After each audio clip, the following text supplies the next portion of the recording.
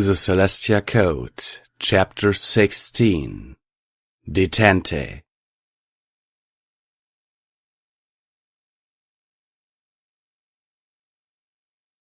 The sight of the Golden Oak's library burning was something I had mixed feelings about. The leaves had already ignited and flown up into the sky, trailing embers, and the limbs were beginning to char. From where I stood in the street, I could see Celestia on my stargazing balcony glaring down at me. The tips of her primary feathers were beginning to blacken and smoke. I knew she wasn't going to save herself, so I reached out with my magic to teleport her away, but I couldn't get a grasp on her. The only part of her that seemed reachable was her heart. I tried to fly up to her, but the ashes falling down became so heavy that they fouled my feathers and forced me back to the ground. I tried to walk forward, but I couldn't see the library any longer, and the grey ashes were so deep that they made moving difficult. Soon the dust was up to my chest, and I struggled to take even a single step.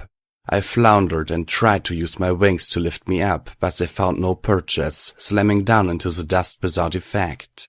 I strained and raised my face up to the black sky, but I was still sinking into the dust, and there was nothing inside but a small blue-green orb. I felt, rather than heard, a hoof slam down on the ground beside my head and turned to look. A platinum shoe, studded with fire opals, encased the end of a long black leg that reached out for me, lifting and turning me, still wrapped in a blanket of dust. Pitiless dragon eyes looked down into mine as she gathered me into her forelegs like a foal. "Luna!" I gasped, the breath heaving my lungs like it was being pulled by magic. She lowered her huge head and breathed for me, filling my lungs with something that was not quite air, something that roiled with her strength. "Oh, so young," she whispered without taking her lips away from mine. "And yet so powerful. So powerful and yet so hesitant. So hesitant and yet so determined. So determined and yet so unexperienced." "Luna, stop fooling around." "I am not she," the nightmare hissed, her breath carrying her words into me. "I am the one she cannot save you from, Twilight Sparkle." "Who? What?" She melted into me, filling my vision with those huge, luminous eyes, and my heart with a dreadful desire in the instant before I awoke. "Twilight." Some pony nudged my shoulder gently. "Twilight, you should really wake up now." The tone in Jigsaw's voice jolted me into full consciousness. I reflexively brought up the pre-matrix components for a shield spell before my eyes were even fully open, and had a second spike of adrenaline as I realized that, in my distress, I hadn't raised one the night before. And oh brother, had I picked the wrong night to get lax with the security precautions. There, in the doorway to the rotunda, flanked by the general on one side and the captain on the other, stood Queen Chrysalis herself. "Your Majesty," I heard my mouth saying. "I regret I was not awake to properly greet you." I bowed, never taking my eyes off hers. For me, Protocol 1 was no less an instinctual reaction for having been learned. 1. Court formalities are as much a shield, social lubricant, and safety valve as anything else. Ponies who think they are outmoded affections haven't looked deeply enough into the subject. 2. I have books I can recommend. Chrysalis waved away my words like a matter of no importance to her. "I merely wished to see how you were getting along." So she hadn't immediately attacked us. That was a good sign. "Quite well, thank you." I lied to her automatically. If the rigid postures of her subordinates were anything to judge by, this was the farthest thing imaginable from a casual visit. The general, in particular, was braced like a Royal Guards pony awaiting a dressing down for a major foul-up. "Really?" She drew out the word and gave me the "you're a lying cow" 3 smile. "There seemed to be a rather large fire in the city last night. I shudder to think what your research might look like when it isn't going well. And speaking of things going poorly..." She made a peremptory gesture with her hoof, and the general took one step forward. "My general has displeased you." 3. Slight word substitution here, though it begins with the same letter, no offense intended to any of my bovine citizens. "Oh no," I interrupted. "No, not really." Indeed? There was that smile again. What she told me makes me think otherwise. Now I don't know whether to punish her for disobedience or for lying to me. Her voice was leaden with menace. The general didn't budge, but I could see the captain shiver. I had no doubt that the punishment would take a very physical, unpleasant form.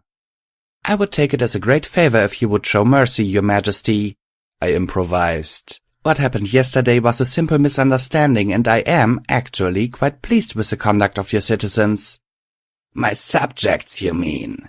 Chrysalis wasn't smiling. They know as well as I that mercy is just a polite word for weakness. Okay, the nicey-nice approach wasn't working so well, so it was time to think like a changeling, a cold, brutal, deceitful insect. 4. No offense. Please, I sneered at the queen. Do you really expect me to believe you're going to damage such a valuable officer? I know you're much more intelligent than that. Can we just cut to the chase here? Chrysalis blinked and lifted her chin a bit, then glanced at the general, who gave her a knowing look and nodded slightly. Well. There was a bit of a chuckle in her tone. Cutting and chasing, words I like better. She looked around the room. No shield today. Are you getting careless, or has something affected your magic?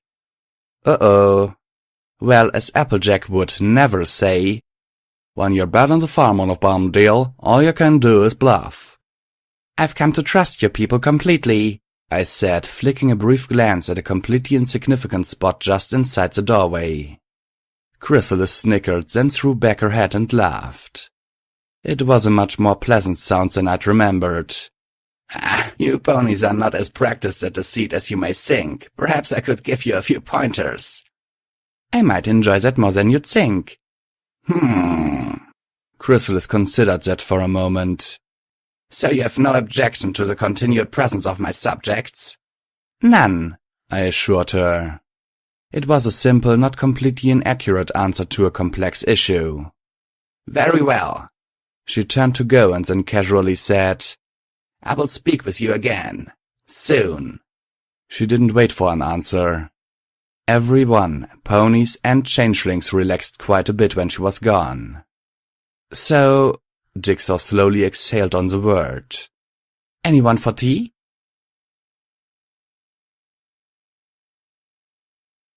The general and Jigsaw were quite surprised when I assigned them to comb through the ruins together in search for more documents, but they didn't object. Of course, I attached another monitoring spell on Jigsaw before they left and added quite a bit more functionality to it than the last one. The captain, on the other hoof, was less than happy at being left behind with me. I had pretty much given up hope of putting us on friendly terms, but I thought I could try putting her at ease. You have a name besides your title, don't you? May I know it? The captain looked startled and then said something I couldn't be sure I'd heard correctly. Did you say Sherry? Sherry, Your Majesty, she corrected. I tried it again a couple of times, insisting to the captain that I wanted her to correct my pronunciation. And please call me Twilight Sparkle, I told her. The general was horrified.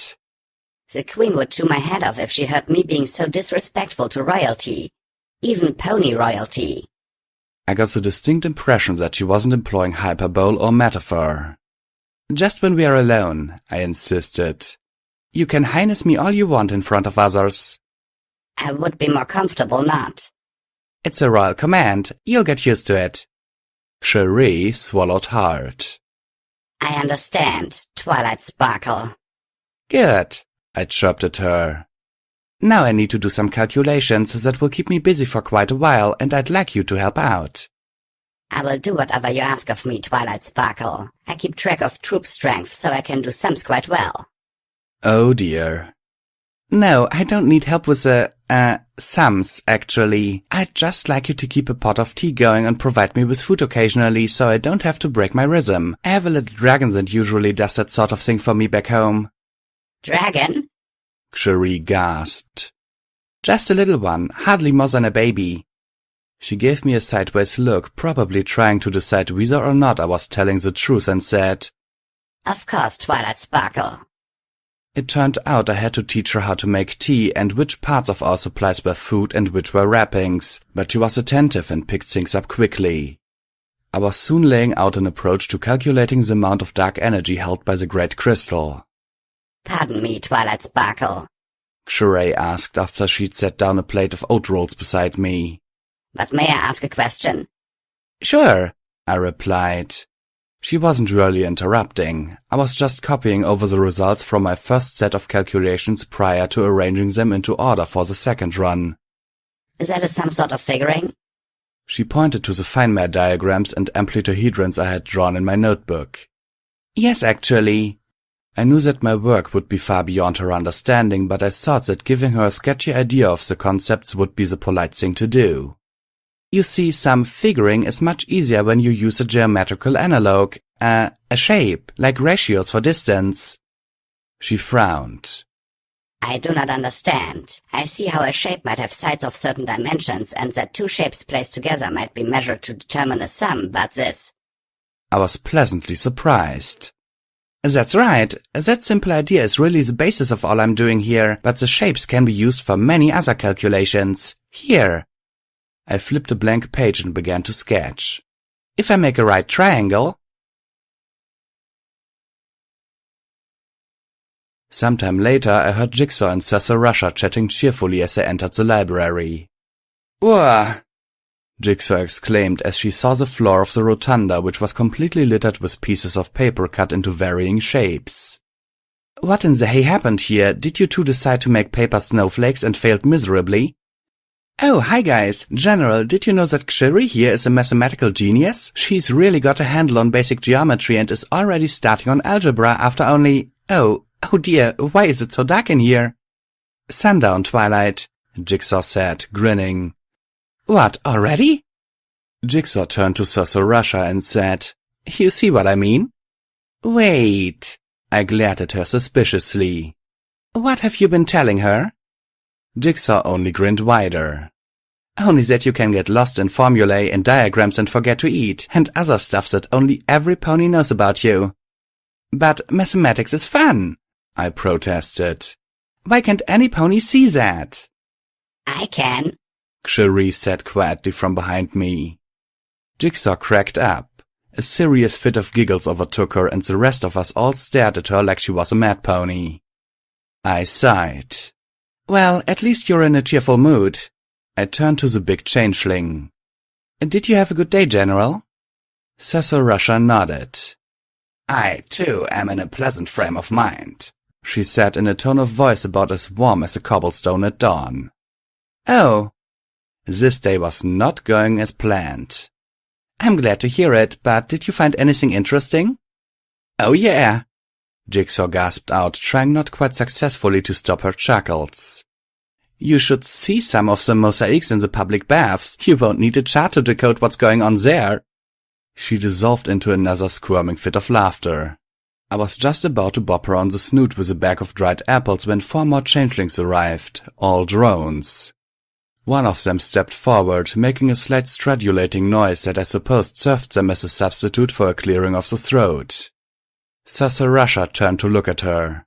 "Yes?" The one who had stepped forward gave a quick bow. "General, we are here for you." "Ah, yes." The general sounded mildly surprised. "I have no need of you. Attend to the captain." Actually, Xure said a bit hesitantly, as if she were only just realizing the fact behind her words. I'm not hungry either. Jigsaw stopped laughing and Cecil Rusher whipped her head around. Nearly simultaneously they both said, "What?"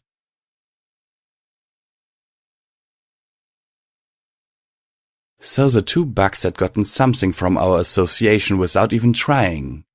That was very interesting. It wasn't love. I mean, it couldn't be, could it? Yes, I love my friends, but I still didn't really consider Xiri a friend, even though it was delightful to see her latch onto mathematical concepts like Pinkie Pie on a fresh cinnamon bun. Yes, we had a great time together, but what? I didn't know. I just didn't have enough background knowledge and no pony else had any clue what was going on. As Jigsaw and I ate dinner and shared tea with the changelings, I decided to do some subtle questioning of Cherie the next day in between tutoring lessons. 5. And working on my own calculations, of course. It wouldn't do to forget the monster lurking in the basement. It was a bit hard to get to sleep because I really didn't want a repeat of my dreams from the night before, but I eventually slipped into a sound, dreamless sleep.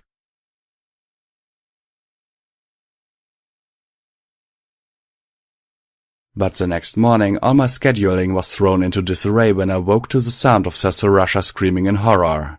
Sometimes I wonder why I even bother making plans.